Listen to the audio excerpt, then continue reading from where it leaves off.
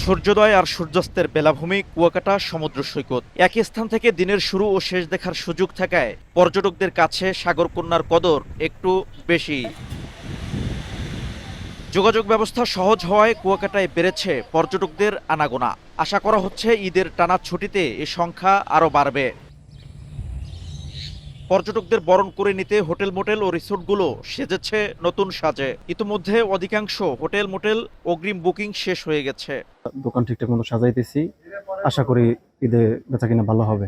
পবিত্র ঈদ উল ফিতর উপলক্ষে এবছর একটা লম্বা ছুটি পড়ার কারণে বিগত বছরগুলোর চেয়ে এবার প্রচুর পর্যটকের সমাগম ঘটবে আমরা আশা করছি।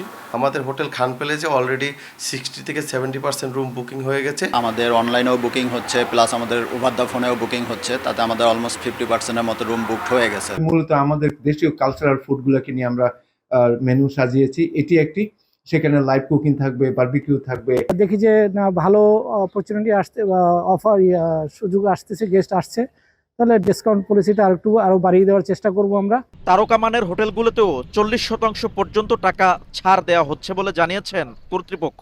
আমরা আশা করি পর্যটন শিল্পে কুয়াকাটায় পর্যটকের সংখ্যা এর তুলনায় প্রতি বছর প্রতিনিয়ত যেরকম উপচে পড়া ভিড় হয়, এবছর আরো বেশি হবে আমার মনে হয়। এদিকে পর্যটকদের সার্বক্ষণিক নিরাপত্তায় সব ধরনের প্রস্তুতির কথা জানিয়েছে ট্যুরিস্ট পুলিশ। আমরা সবসময় নিয়োজিত ছিলাম, ইতিপূর্বে এখনও আছি।